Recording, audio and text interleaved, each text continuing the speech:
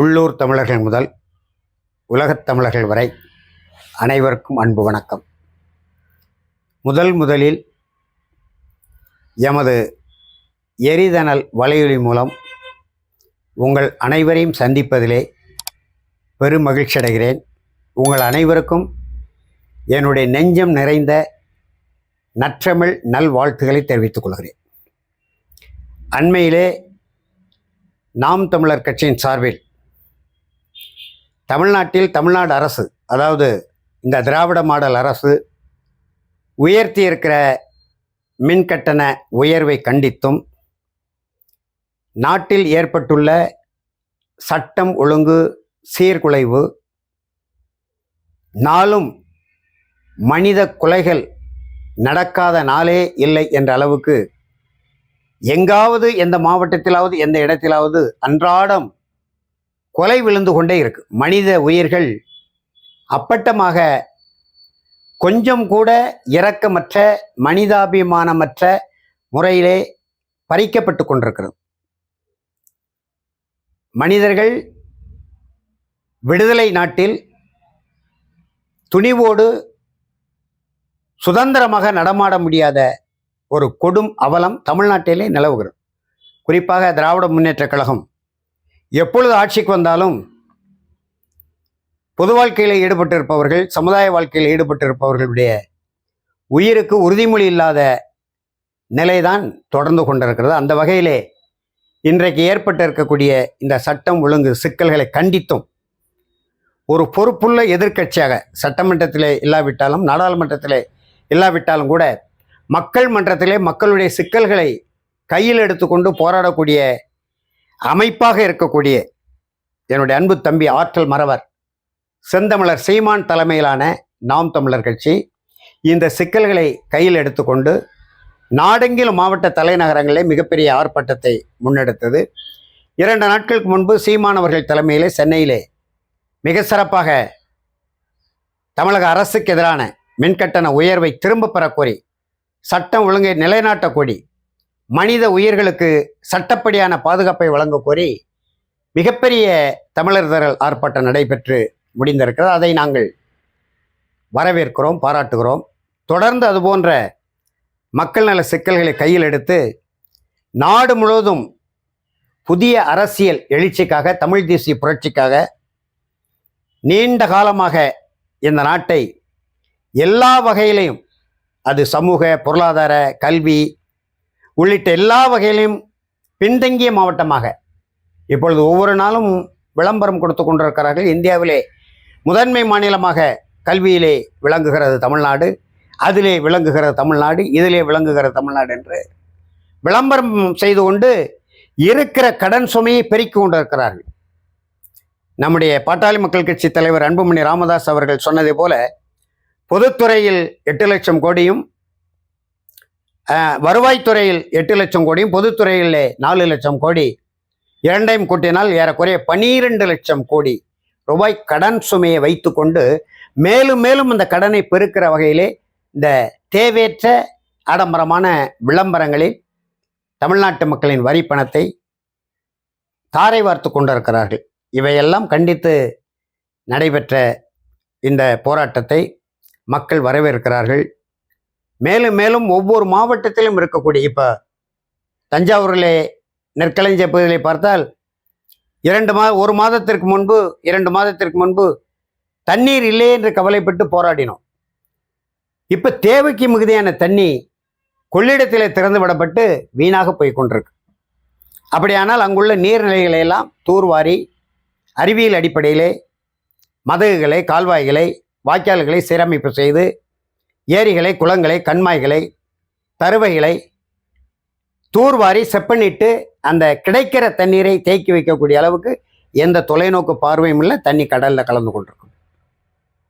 அதே போல் இங்கே தாமிரபரணியிலே கடந்த ஆண்டு டிசம்பர் 17, 18 கடுமையான மழை, பெரும் வெள்ளம் தாமிரபரணியில் பேரழிவுகளுக்கு மக்கள் உள்ளானார்கள். அடுத்து வரக்கூடிய நவம்பர், டிசம்பரில் வரக்கூடிய வடகிழக்கு பருவமழையினால எப்படிப்பட்ட பேரிழப்பு ஏற்பட போகுது, எவ்வளவு பெரிய வெள்ளம் வரப்போகிறது என்று தெரியவில்லை. ஆனால் கடந்த ஆண்டு ஏற்பட்ட வெள்ளத்தால் பாதிக்கப்பட்ட பகுதிகளில் கூட இன்னமும் சீரமைக்கப்படாமல் இழுத்து கொண்டே போய் கொண்டிருக்கிறார்கள். குறிப்பாக தாமிரபரணி ஆற்றிலே நாங்கள் பாபநாசம் முதல் புன்னைக்காயல் வரை கரைகளை வலிமைப்படுத்துங்கள். கங்கை ஆற்றுக்கு வட இந்தியாவிலே ஏறக்குறைய 42,000 கோடியை ஒதுக்கி அந்த ஆற்றை தூய்மை செய்கிறார்கள், சீரமைப்பு செய்கிறார்கள். நீங்கள் 3 லட்சம் கோடி வரவு செலவு கணக்கு அறிக்கை சட்டப்பேரவையில் தாக்கல் பண்ணுற தமிழ்நாடு அரசு, இந்த திராவிட மாடல் அரசு ஒரு 4,000 கோடி ரூபாயை தாமிரபரணிக்கு எந்த சிக்கலும் இல்லாதார், காவிரியை போல், பாலாற்றை போல், முல்லை பெரியாரை போல், நெய்யாற்றங்கரையை போல் எந்த சிக்கலும் இல்லாத தமிழ்நாட்டுக்குள்ளே உருவாகி தமிழ்நாட்டுக்குள்ளே முடியக்கூடிய இந்த ஆற்றில் ஒரு 4,000 கோடி ரூபாய் ஒதுக்கீடு செய்து பாபநாசம் முதல் புன்னைக்காயல் வரை இந்த கரையை வலிமைப்படுத்துங்கள். வெள்ளைக்காரர்கள் காலகட்டத்தில் எங்கள் ஊரில் சிறுவைகுண்டத்தில் அணைகளை கட்டி மைல் கணக்கிலே புதிய கரைகளை போட்டார்கள். அதுபோல் சீரமைப்பு செய்யுங்கள். ஆற்றுக்குள் இருக்கக்கூடிய சீமை கருவேல முள் மரங்களை பிடுங்கி அகற்றுங்கள். அப்பொழுதுதான் எவ்வளவு பெரிய வெள்ளம் வந்தாலும் தண்ணீரை ஆறு கடலை நோக்கி கக்கி தள்ள முடியும் என்று சொல்லி கொண்டிருக்கிறோம். எந்த வேலையும் நடைபெறவில்லை. அப்படி ஒன்று ஒன்றாக சொல்லி கொண்டு போனால் மக்கள் சிக்கல்கள். கல்வித்துறையிலே நூற்றுக்கணக்கான பள்ளிக்கூடங்கள் இடிந்து விழக்கூடிய நிலையில் இருக்கு. அவற்றை சீரமைக்க வேண்டும், புதிய பள்ளிக்கூடங்களை கட்ட வேண்டும். இப்படியான சிக்கல்கள் மாவட்டத்திற்கு மாவட்டம் பரந்தூர் வானூர்தி நிலையம் தேவையற்ற வகையிலே பல்லாயிரக்கணக்கான நிலங்களை, வேளாண் நிலங்களை மக்களிடமிருந்து அடிமாட்டு விலைக்கு பிடுங்குவதை போல் பிடுங்குகிற அந்த திட்டம், இப்படி ஏராளமான திட்டங்கள், மக்கள் நல கோரிக்கைகள், சிக்கல்கள் தமிழ்நாடு முழுவதும் தேவையற்ற வகையிலே சுங்கச்சாவடிகள் 56க்கும் மேற்பட்ட சுங்கச்சாவடிகள். இப்போ அண்மையிலே நம்முடைய நாம் தமிழர் கட்சி பிள்ளைகள் மிகப்பெரிய புரட்சியாக மதுரைக்கு பக்கத்தில் திருமங்கலத்தில் இருந்த சுங்கச்சாவடி எதிர்த்து போராடி இருக்கிறார்கள். நாம் தமிழர் கட்சி பிள்ளைகள் போராடிய பிறகு அனைத்து இந்திய அண்ணா திராவிட முன்னேற்ற கழகமும் போராடி இருக்கு. அதுபோல் 56 சுங்கச்சாவடிகளையும் இந்த நாட்டிலிருந்து அகற்ற வேண்டும். சாலை போக்குவரத்து துறை அமைச்சர் ஏவா வேலு சட்டமன்றத்தில் பேசியிருக்கிறார். சுங்கச்சாவடிகள் இருப்பதிலே இந்த திராவிட மாடல் அரசுக்கு உடன்பாடு இல்லை, அகற்றப்பட வேண்டும் என்று பேசியிருக்கிறார்.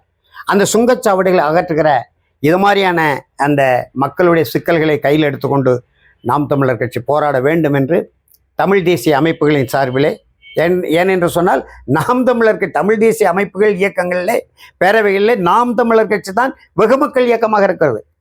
நாங்கள் தான் செய்ய வேண்டும், நீங்கள் செய்யக்கூடாதா என்று நாங்களும் உங்களோடு சேர்ந்து செய்கிறோம். தேவையான இடங்களில் போராடி கொண்டிருக்கோம். இப்போ மாஞ்சோலை தேயிலை தோட்டத்தில் ஏறக்குறைய 550 தொழிலாளர் குடும்பங்கள், பச்சை தமிழர்கள், தமிழ் தேசியம் தான் அங்கே இருக்குது. தமிழை தவிர வேறு மொழி தெரியாது.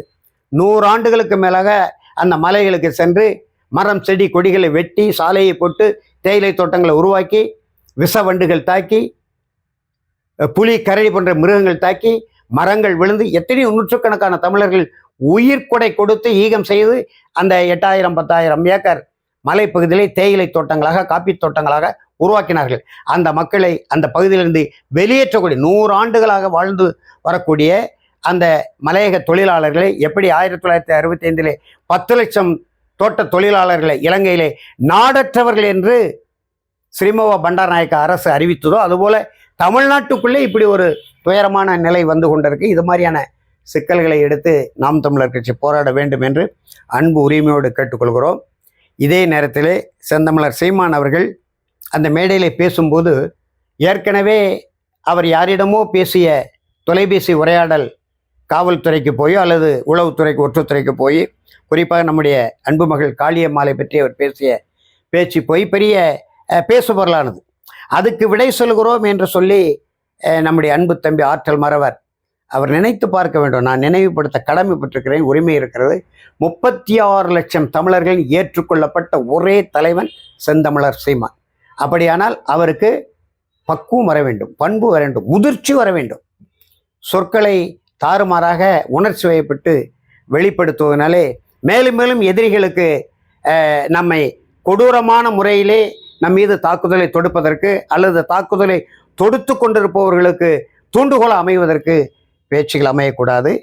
அவ்வளவு நேர பேச்சிலே, தமிழ்நாட்டு அரசியலை பேசின பேச்சிலே 2-3 சொற்கள் கொஞ்சம் கடுமையாக இருந்தது. அது போன்ற சொற்களை தவிர்க்க வேண்டும் என்று அன்பு உரிமையோடு என் அன்பு தம்பி ஆற்றல் மறவர் செந்தமிழர் சீமான் அவர்களை வேண்டிக் கொள்கிறேன். கேட்டுக்கொள்கிறேன் என்று சொல்லவில்லை, வேண்டிக் கொள்கிறேன். இந்த சொல்லை அவர் புரிந்து கொள்ள வேண்டும். என்கின்ற அந்த வேண்டுகோளை முன்வைத்து செந்தமிழர் சீமான் அங்கே பேசிய பேச்சிலே அல்லது நேர்காணலில் பேரழிவு ஏற்பட்டிருக்கக்கூடிய வயநாட்டிற்கு அந்த தொகுதி நாடாளுமன்ற உறுப்பினர் என்ற முறையிலே ராகுல் காந்தி அவர்கள் வந்து பார்த்து மக்களுடைய துயரத்திலே பங்கெடுத்ததை அவர் வரவேற்கிறார். ஆனால் ஏன் தூத்துக்குடிக்கு வரவில்லை? அவர் அகில இந்திய கட்சியின் தலைவர் தானே, இப்போ நாடாளுமன்ற எதிர்கட்சி அதாவது காங்கிரஸ் கட்சியினுடைய நாடாளுமன்ற குழு தலைவர் தானே, ஏன் வயநாட்டு மக்களை தான் பார்க்க வேண்டும், தூத்துக்குடி மக்களை பார்க்கக்கூடாதா என்று ஒரு வினாவை எழுப்பினார். நியாயமான ஒரு அரசியல் தலைவர் என்ற முறையில், ஒரு கட்சியின் தலைவர் என்ற முறையில் அவர் எழுப்பிய அந்த கேள்வி மிக மிக நியாயமானது. அதுக்கு பதில் சொல்லணும். அதை விடுத்து நம்முடைய அன்பு தம்பி செல்வ பிறந்தகை தமிழ்நாடு காங்கிரஸ் கட்சியின் தலைவர் சீமான் அவர்கள் ஒரு தொகுதியிலாவது வென்று விட்டு பேசட்டும் என்று சொல்கிறார். அதைத்தான் நாங்கள் திருப்பி கேட்குறோம். சீமான் அவர்கள் 2016, 2019, 2021 தனித்தே நின்று 5 லட்சம், 17 லட்சம், இன்றைக்கு 36 லட்சம், 19 லட்சம், 36 லட்சம் என்று தனித்தே நின்று 36 லட்சம் வாக்குகளை குவித்திருக்கிறார். 2 சட்டமன்ற தேர்தல், ஒரு நாடாளுமன்ற தேர்தல், 2 நாடாளுமன்ற தேர்தலில். நீங்கள் உங்களுக்கு துணிச்சல் இருந்தால் காங்கிரஸ் கட்சி 1965, 67 ஓட ஓட விரட்டி அடிக்கப்பட்டு தமிழ்நாட்டு அரசியலிருந்து காங்கிரஸ் கட்சி எந்த திராவிடம் காங்கிரஸ் கட்சியை வீழ்த்துவதற்கு அரசியல் களமாடியதோ அதே திராவிட முன்னேற்ற கழகம் தான் மீண்டும் காங்கிரஸ் கட்சியை தோளில் தூக்கி சுமந்து கொண்டு இவ்வளவு தொலைவு 67 இன்றைய வரைக்கும் இவ்வளவு தொலைவு இந்த திமுக அதிமுக தான் தோளில் தூக்கி சுமந்து கொண்டு வருகிறது. சமூக நீதி பற்றி பேசுவார்கள். திராவிட மாடல் அமைப்பை சார்ந்தவர்கள், கட்சிகளை சார்ந்தவர்கள், கழகத்தை சார்ந்தவர்கள், குறிப்பாக திராவிடர் கழக தலைவர் ஐயா வீரமணி உள்ளவிட்டார்கள் சமூக நீதி பற்றி பேசுவாங்க, வாய்களே பேசுவாங்க. ஆனால் அவர்களுடைய திராவிடர் கழகத்திலே, திராவிட முன்னேற்ற கழகத்திலே, அனைத்து இந்திய அண்ணா திராவிட முன்னேற்ற கழகத்திலே, மறுமலர்ச்சி திராவிட முன்னேற்ற கழகத்திலே சமூக நீதி இருக்கிறதா என்றால் எங்கேயும் இல்லை. ஆனால் அகில இந்திய கட்சியாகிய காங்கிரஸ் கட்சியிலே இன்றைக்கு பட்டியல் பிரிவை சார்ந்த ஒரு தமிழன், குறிப்பாக செல்வ பிறந்தகை அந்த கட்சியின் தலைவராக, மாநில தலைவராக இருப்பது வரவேற்க தகுந்த ஒன்று.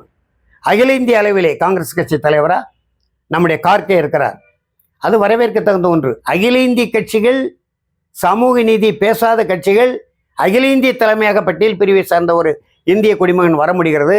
பட்டியல் பிரிவை சேர்ந்த ஒரு தமிழன் தமிழ்நாடு காங்கிரஸ் கட்சியில் வர முடிகிறது. ஆனால் திராவிட முன்னேற்ற கழக செயற்குழு, பொதுக்குழு அல்லது கலந்தாய்வு குழு மேடையில் பார்த்தா எந்த பட்டியல் பிரிவு தமிழன் இருக்க முடியாது. போனா போகுது என்று ஆராசாவுக்கு இடம் கொடுத்தால் ஏதாவது ஒரு ஓரத்தில் வைப்பார்கள். இதுதான் இவர்கள் சொல்லுகிற சமூக நீதி. இந்த பார்வையில பார்த்தால் அன்பு தம்பி செல்வ பிறந்தகை காங்கிரஸ் கட்சியிலிருந்து தொடக்கத்திலே நேருவுக்கு எதிரான கருத்தை கொண்ட ராஜாஜி விலகினார். தமிழ்நாட்டை சேர்ந்தவர். ஏனென்றால் இந்திய விடுதலை போராட்டத்தின் போது இந்தியாவினுடைய பொறுப்பை முதலில் ஏற்றவர் மூதறிஞர் ராஜாஜி, தமிழ்நாட்டை சேர்ந்தவர். ஆனால் நேருவோடு ஏற்பட்ட கருத்து மோதலின் கட்டத்தில் காங்கிரஸ் கட்சியில் விளங்கி சுதந்திர கட்சி தொடங்கினார். கிட்டத்தட்ட காங்கிரஸ் கட்சிக்கு நிகரான ஒரு அமைப்பை தொடங்கினார். மொழிவழி தேசிய இனங்களை உரிமைக்காக குரல் கொடுத்த ஜின்னா நேருவோடு முரண்பட்டு பிரிந்து முஸ்லீம் லீக் அமைத்து பாகிஸ்தான் என்கின்ற ஒரு தனி நாடை பெற்று சென்றார். தமிழ்நாட்டிலே சிலம்பு சொல்லர் மாப்போசி காங்கிரஸ் கட்சிக்குள்ளே இருந்து தமிழரசு கழகம் என்று தொடங்கினார். அப்படி பார்த்தால் தொடர்ந்து பல பேர் காங்கிரஸிலிருந்து விலகி இருக்கிறாங்க. கருப்பியா மூப்பனார் விலகி இருக்கிறார், வாழப்பாடி ராமமூர்த்தி விலகி இருக்கிறார், ஐயா பல நெடுமாறன் விலகி இருக்கிறார், இளைய பெருமாள் விளங்கி இருக்கிறார். இவர்கள்லாம் காங்கிரஸ் கட்சியில் கடுமையான உழைப்பை நல்கி ஈகத்தை செய்து இந்த காங்கிரஸ் கட்சியால் மொழிவழி தேசிய இனங்களுக்கு எந்த நன்மையும் இல்லை. அந்த மொழிவழி தேசிய இன மக்களின் தலைவராக இருக்கக்கூடிய மாநில தலைவர் கேட்காமலே டெல்லியிலிருந்து தொப்பு தொப்பு என்று வானத்திலிருந்து போட்டது போல தலைவர்கள் போடுவார்கள், மாநில உரிமையை மதிக்க மாட்டார்கள் என்று சொல்லிதான் இவர்கள்லாம் விலகினார்கள்.